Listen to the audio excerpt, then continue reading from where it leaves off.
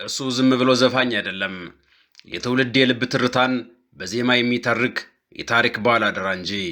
አንዳንዶች የሰላም ነብይ ይሉታል፣ ሌሎች ደግሞ የጥንቱን ታሪክ ከዘመኑ ትውልድ ጋር የሚያገናኝ ድልድይ አድርገው ያዩታል። ጊዜያዊ በሆኑ የሙዚቃ ሞገዶች መካከል የሱ ድምጽ እንደ ጸኑት ተራራዎች የማይናወጥ ሆኖ ቀርቷል። አደባባዮችንና ስታዲየሞችን የሞላው በሰዎች ብቻ ሳይሆን በአንድነት መንፈስ እንዲሁም ደግሞ በሀገራዊ ፍቅር ጭምር ነው። በዜማዎቹ አሮጌ ቁስሎችን እየጠገነ፣ በግጥሞቹ ደግሞ የነገን ብሩህ ተስፋ በልባችን ውስጥ ይዘራል።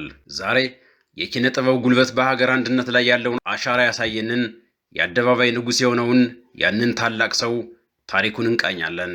ይህ ድምጽ የብዙዎች መዝሙር፣ ስሙ ደግሞ የትውልድ ኩራት የሆነው የጥበብ ሰው ታሪክ ነው። እሱ በቃላት ስዕል ይስላል፣ በዜማ ደግሞ የጠፋውን መንገድ ይጠቁማል። ድምፁ ከፍ ሲል የአባቶች ጀግንነት ይዘከራል፣ ዝቅ ሲል ደግሞ የፍቅርና የሰላም ስብከት በልብ ውስጥ ይፈሳል። እሱ የጥበብ ሰው ብቻ አይደለም፣ እሱ በሚሊዮኖች ልብ ውስጥ የታተመ የጋራ ስሜት፣ የታሪክ ማህደር እንዲሁም ደግሞ የነገ ተስፋ እንጂ። በዘመናት መካከል እንደ ድልድይ የቆመ ያለፈውን ታላቅነት ከዛሬው ናፍቆት ጋር ያቆራኛል። ስሙ ባይጠቀስ እንኳን በኢትዮጵያ ሰማይ ስር የሱን ዜማ የማይሰማ ጆሮ፣ በሱ ግጥም የማይረታ ልብ የለም። ዛሬ የዜማው ሰረገላ፣ የቃላቱ ባለቤት፣ የትውልዱ ድምጽ የሆነውን ይህንን ድንቅ ሰው በፍለጋ ጉዟችን እንጀምራለን። ይህ የጥበብ የጽናትና የፍቅር ታሪክ ነው። ይህ ሁሉ ምስጢር፣ ይህ ሁሉ ድምቀት፣ ይህ ሁሉ የዜማ ግርማ ሞገስ የአንድ ሰው ነው። እሱ የጥበብ ዓለም ፀሐይ፣ የኢትዮጵያ የቁርጥ ቀን የዜማ ልጅ ነው። በሚሊዮን የሚቆጠሩ አድናቂዎቹ የጥበብ ንጉሥ ይሉታል። ታሪክ የታረቁት ዜማዎች ባለቤትም ያለ ይጠራዋል። እኛ ግን የዜማ ልዑል እንለዋለን። ያለምንም አቅማማት፣ ያለምንም ጥርጥር ቴዎድሮስ ካሳሁን ቴዲ አፍሮ ነው። የቴዲ አፍሮ የጥበብ ጉዞ የተጀመረው በአጋጣሚ አልነበረም። ይልቁንም በቤቱ ውስጥ ከበቀለ የጥበብ ዘር እንጂ። ሐምሌ 1968 በአዲስ አበባ ከተማ ተወለደ፣ ቄራ ተብሎ በሚጠራው አካባቢ። አባቱ አቶ ካሳሁን በወቅቱ የታወቁ ጋዜጠኛ፣ ደራሲና ባለቅኔ ነበሩ።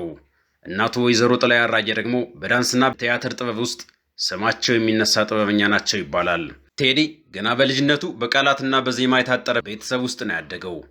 አባቱ ለሀገራቸውና ለታሪካቸው ያላቸው ጥልቅ ፍቅር በልጁ አእምሮ ውስጥ የሀገር ፍቅርንና የቃላትን ውበት ቀርጸዋል። በልጅነቱ ከጓደኞቹ ጋር ኳስ መጫወት ቢወድም ልቡ ግን ሁልጊዜም ወደ ሙዚቃ ያዘነብል ነበር።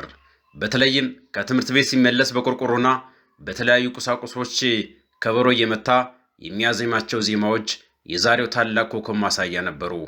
ያላጋነነው ጥረቱና ከቤተሰቡ የወረሰው የጥበብ አደራ ገና በወጣትነቱ ወደ ሙዚቃው ዓለም እንዲቀላቀልም አድርጎታል።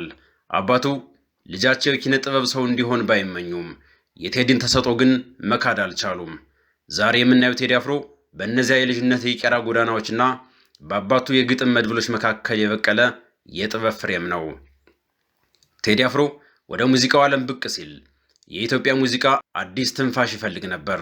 በ1993 አቡጊዳ የተሰኘው ሙዚቃ አልበሙ ሲወጣ ሀገሪቱ በድንገት በቆንጆ ዜማዎች ታወከች። በዚሁ አልበም ላይ ሀገዝ ሁካል እያለ የፍቅርን ቋንቋ በዜማ ሲኳትን ህዝቡ አዲስ ኮከብ መወለዱን አወቀ። ነገር ግን ይህ ገና ጅማሬው ነበር። በ1997 የወጣው ያስተሰርያል አልበም ቴዲን ከዘፋኝነቱ በላይ የትውልድ ድምጽ አደረገው። ይህ አልበም የፍቅር ብቻ ሳይሆን የታሪክና የፖለቲካ ንዝረት ነበረው። ያስተሰርያልና የኢትዮጵያ አልበሞች የቴዲ የሙዚቃ ጉዞ የጀርባ አጥንት ብቻ ሳይሆኑ የኢትዮጵያ ዘመናዊ ታሪክ ምዕራፎች መገለጫ ናቸው ይባላል። እነዚህ አልበሞች ጥበብ እንዴት ማህበረሰብን እንደሚያናውጥ እንዲሁም ደግሞ እንደሚያስተሳስር ያሳዩባቸው ናቸው። ያስተሰርያል አልበም በኢትዮጵያ ሙዚቃ ታሪክ ውስጥ እንደርሱ አነጋጋሪና ተጽዕኖ ፈጣሪ አልበም ማግኘትም አስቸጋሪ ነው።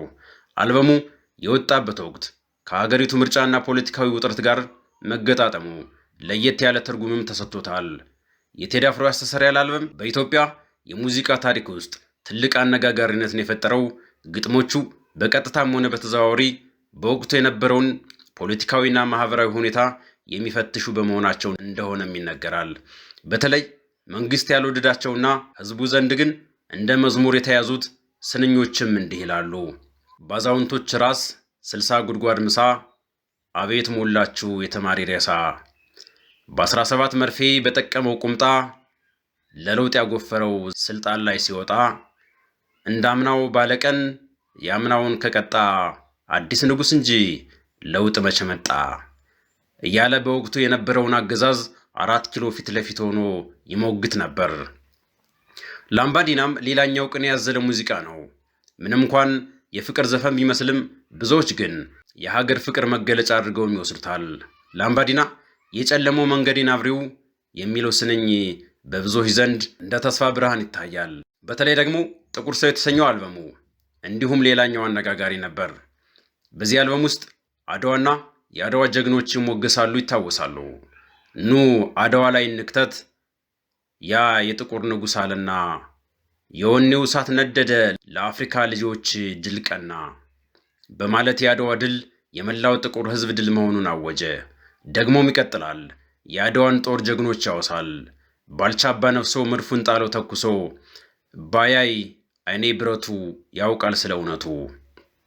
አባቴ አጤ ምኒልክ ጥብቅ አርጎ ሰራው የኔ ልክ፣ ዳኛው ያሉት አባ መላ ፊታብቴ ድነግዴ ሰልፉን በጦር አሰምረው ፊት ሆኖ በዘዴ በማለት ታሪክንና የተከፈለውን መስዋዕት ያነሳል።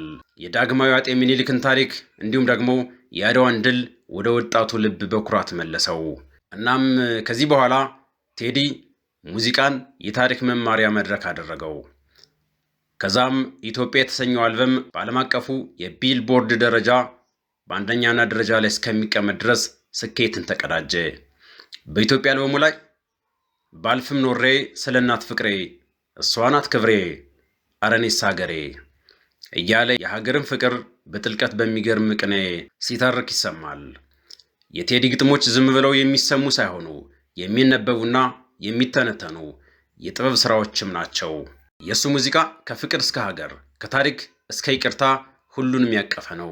ከረጅም ጊዜ ጥበቃ በኋላ በ2009 ዓ.ም የወጣው ኢትዮጵያ የተሰኘው አልበም ቴዲን ወደ ዓለም አቀፉ ደረጃ ይዞት የወጣ ስራ ነው። ይህ አልበም በውስጡ የያዘው ቅኔና የዜማ ስልት የጥበብ ብስለቱን ያሳየበት ነበር። ኢትዮጵያ ዋናው ዜማ የአልበሙ መጠሪያ። ይህ ዘፈን ለሀገር ፍቅር አዲስ ትርጓሜ የሰጠ ነበር።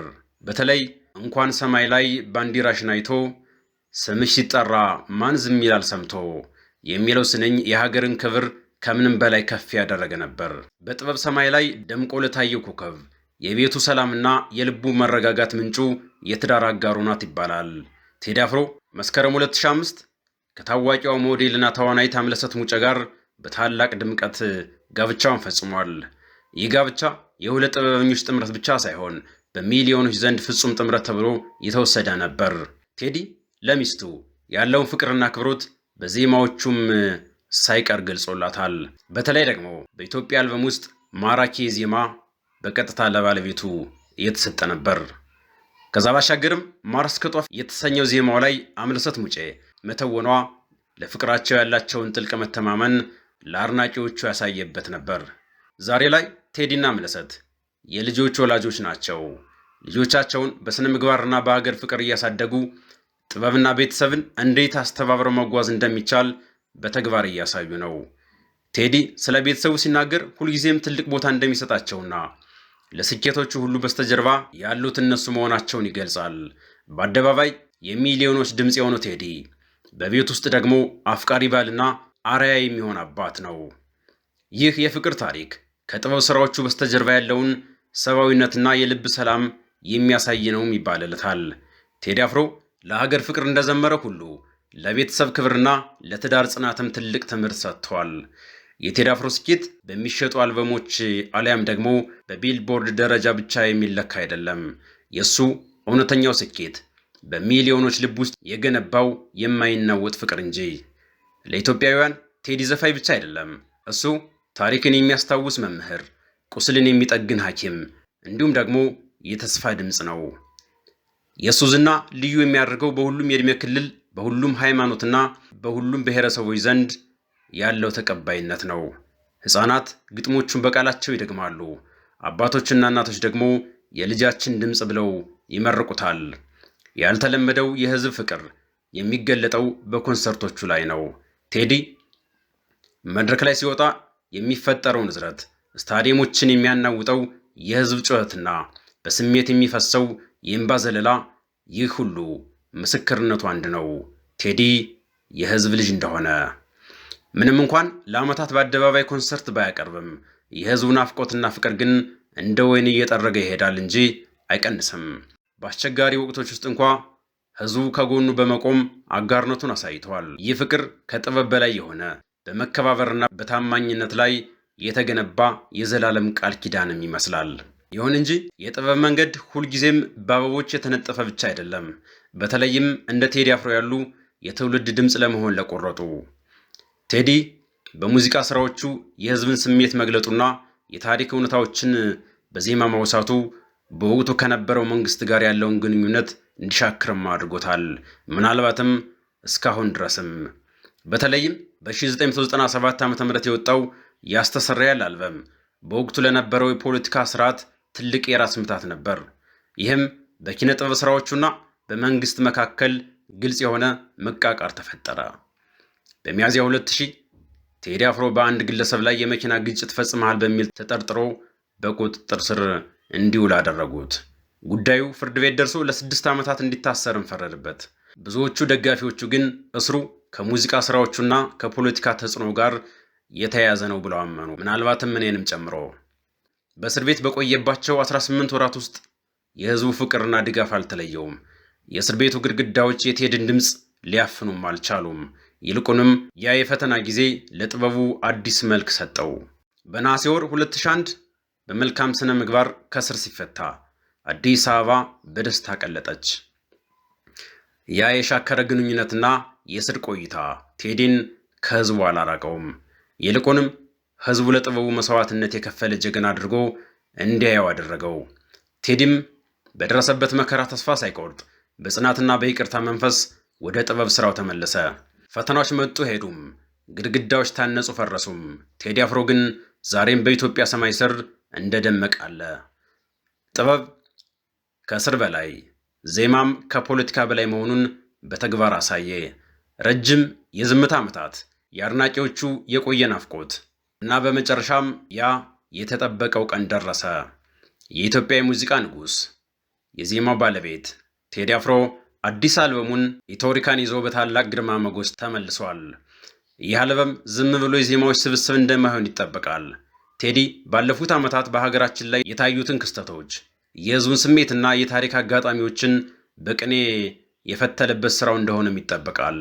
ቀደም ብለው የወጡት እንደ ናት ያሉ ነጠላ ዜማዎች አልበሙ ምን ያክል ጥልቅና ረቂቅ እንደሚሆን ፍንጭ ሰጡ ነበሩ። እናም ዛሬ የሚወጣው ይህ አዲስ አልበም ቴዲ አፍሮ ለኢትዮጵያ ሙዚቃ ያለውን የማይጠፋ ፍቅር ሁልጊዜም አዲስ ሆኖ የመቅረብ ብቃቱን በድጋሚ የሚያረጋግጥ ነው። ከፍቅር እስከ ሀገር አንድነት፣ ከጥንታዊ የታሪክ ድርሳናት እስከ ዛሬው ዘመን ሕይወት ሁሉንም አቅፎ የያዘው ይህ ሥራ በኢትዮጵያ የሙዚቃ ኢንዱስትሪ ውስጥ አዲስ ታሪክ እንደሚጽፍ ጥርጥር የለውም። አሁን ጆሮአችንንና ልባችንን ለአዲሱ ዜማ እንከፍታለን። የናፍቆታችንን ማብቂያ፣ የጥበቡ ድግስ መጀመሪያ። በመጨረሻም የቴዲ አፍሮ ጉዞ የአንድ ድምፃዊ ታሪክ ብቻ አይደለም። የኢትዮጵያዊነት ጽናት፣ የፍቅር ድልና የጥበብ ልዕልና መገለጫ እንጂ።